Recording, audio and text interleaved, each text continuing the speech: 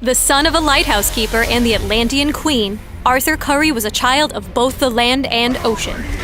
His quiet life was shattered when the obsession of a treasure hunter named Black Manta led to the death of Arthur's father. Leaving the surface behind, Arthur has taken his place as King of Atlantis, protecting both worlds yet feeling at home in neither.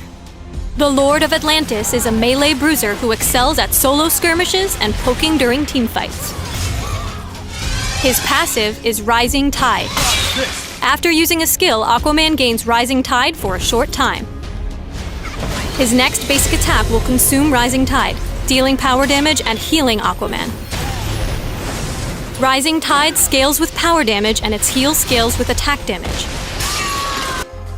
Trident of the King throws Aquaman's trident, revealing his target by marking them with telepathy. It deals power damage based on how far the trident has traveled. Stagger swipes his opponent's feet, dealing power damage and knocking them down.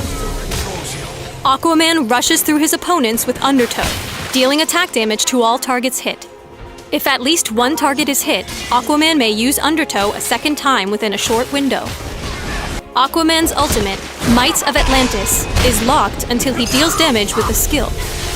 Based on the skill he uses, Might of Atlantis unlocks as a follow-up skill. Landing Trident of the King unlocks Surge, allowing a long-distance dash to any target marked by telepathy, and deals power damage on arrival. Stagger unlocks Wrath, which deals flat power damage plus additional damage equal to a percentage of the target's missing health. Lastly, Undertow unlocks Capsize, allowing an additional Undertow dash that stops at the first champion, deals attack damage, and flips the enemy champion behind Aquaman.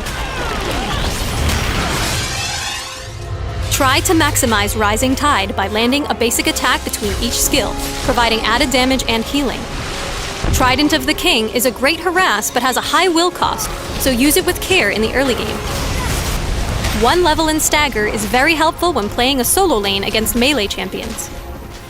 Undertow has good area damage, making it good for clearing drone waves and a crucial investment on Coast City and Gotham Divided.